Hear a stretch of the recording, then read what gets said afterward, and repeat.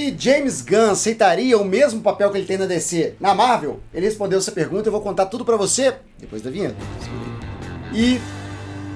Olá, Sociedade de Consumo Pop, bem-vindos de volta. Vamos falar de James Gunn, porque ele estava no podcast Happy, Sad, Confused e ele respondeu a pergunta de milhão. Aquela pergunta que você, que a gente se faz. O que aconteceria se... Atenção, vigia, o what if aqui pra vocês. O que aconteceria se a Marvel virasse pro James Gunn e falasse assim: mano, quer ficar no lugar do Kevin Feige? O que ele faria? O que ele responderia? Ele fez essa pergunta. E o James Gunn falou que jamais aceitaria esse papel. Calma, que nós vamos falar passo a passo como foi esse diálogo para não ter entendimento errado. Primeiro, ele é perguntado se, no caso de Kevin Feige dizer: estou me aposentando, chefe, tô cansado pra cacete, não aguento mais, vou sair, vou cuidar de Star Wars, vamos supor, você quer ficar no meu lugar? E aí ele perguntou se James Gunn consideraria a proposta. E James Gunn, primeiro ele fala, não, jamais. Depois ele vira e fala assim, não, é óbvio que eu consideraria, que eu pensaria na questão, mas não é pra mim. E ele explica rapidamente qual é a função dele, a função do Peter Safran dentro da DC Studios, da recente DC Studios, né? Que ele cuida da parte criativa, ele cuida de contar histórias, ele cuida do desenvolvimento das histórias. O Peter Safran é o verdadeiro CEO da DC Studios. É ele que cuida da parte chata, da parte técnica, parte que o Kevin Feige também cuida como produtor. E ele jamais aceitaria fazer o papel que o Kevin Feige faz, porque seria fazer o papel dele e do Peter Safran ao mesmo tempo. Eu acho que faltou essa pergunta. Não, e se o Peter fosse com você? Você acha que vocês aceitariam? Ele não responde nesse sentido. Ele só usa a resposta padrão, que é: meu papel aqui é criativo, eu tô aqui apenas para me divertir. Desde pequeno eu sempre fui um menino quadrinheiro que sonhava escrever histórias em quadrinhos e agora eu tenho esse trabalho. Curiosamente, eu consegui o trabalho que eu queria ter quando era criança. Criar histórias com esses personagens. E ele diz mais, ele diz que ele era um menino DC. Que quando era criança, ele colecionava DC, lia DC e Marvel, mas ele era francamente pro lado da DC. Quando ele criava os personagens dele, os super-heróis dele, ele colocava os super-heróis dele interagindo com o Batman, e não com o Homem-Aranha. E ele, quando foi para o ensino médio, ele conheceu outros nerds de quadrinhos, e que eles se dividiam em grupos Marvel e DC e ficavam fazendo pequenas batalhas verbais para debater quem era o melhor, Marvel ou DC. Eu me identifiquei porque eu era um menino DC. Eu me relacionava muito mais com os personagens da DC do que com os personagens da Marvel. Eu não sei porque na época que eu era criança, os personagens da DC, eu não sou tão mais novo assim que o James Gunn, os personagens da DC, eles eram mais conhecidos pelas crianças. Talvez pela série do Batman e Robin, faziam ainda muito sucesso desde os anos 60, com as reprises, ou talvez os Super Amigos, que também era um desenho que desde a década de 70 repetia muito. E não existia muita coisa Marvel, ali no meados dos anos 80, final dos anos 80. Depois, nos anos 90, que a Marvel investe mais em animação, vem o Homem-Aranha, vem os X-Men, aí vira o jogo. Mas eu era uma criança com mais influência DC do que com influência Marvel. Depois, quando eu fico adolescente, eu vou me identificar mais com os personagens da Marvel, até porque os personagens da Marvel eram mais modernos.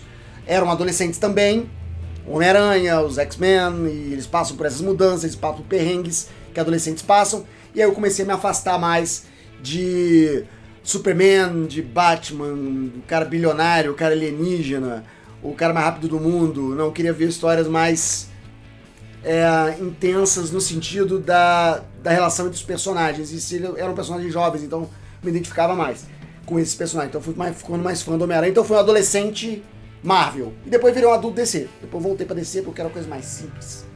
Marvel ficou muito complicado, eu quero coisas mais simples. Eu quero os heróis clássicos da DC. Então eu fiz essa jornada. Eu não sei se foi a onda do James Gunn, ele meio que fez, porque ele vai trabalhar na Marvel e depois vai trabalhar na DC. Não na sua adolescência, claro. Mas, voltando ao caso do James Gunn e não meu, o James Gunn tem o trabalho que ele sonhou. Ele só cuida do que ele gosta. Ele não faz trabalho chato de produção, de orçamento, de contratos. Ele não lida com isso. Para isso tem o Peter Safran com ele. E ele respondeu basicamente o que ele vem falando em entrevistas, mas agora diretamente, de frente com a questão de aceitar o mesmo trabalho da Marvel antes da DC. Não é que ele vai largar a DC e ir pra Marvel, mas na época que ele estava no Guardiões, antes de aceitar a DC. Tem um contexto aí que é importante trazer também para essa discussão, porque o James Gunn foi demitido, né? Ele foi demitido da Marvel sumariamente, do dia pra noite, não foi um processo.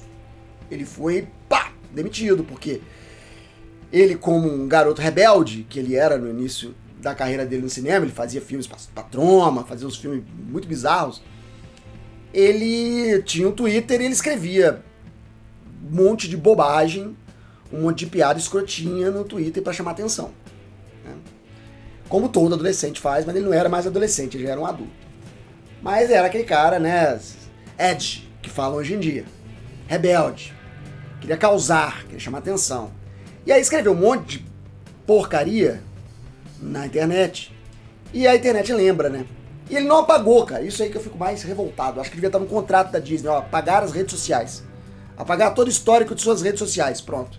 Aí, quando ele fez algumas críticas, se não me engano, ao Trump, acho que o Trump já era presidente dos Estados Unidos, a galera dos apoiadores do Trump, que estão na internet de monte, foram atrás de um podre do James Gunn. E acharam esses tweets. E aí queimaram, queimaram o filme do James Gunn pra caramba. E ele foi demitido da Marvel. E depois ele foi recontratado, depois de alguns anos, né? Ele parou o Guardiões da Galáxia, aí teve aquele movimento, os atores do Guardiões da Galáxia fizeram um abaixo-assinado pra trazer o James Gunn de volta e tal. E aí, depois que esfriou, trouxeram o James Gunn de volta, recontrataram.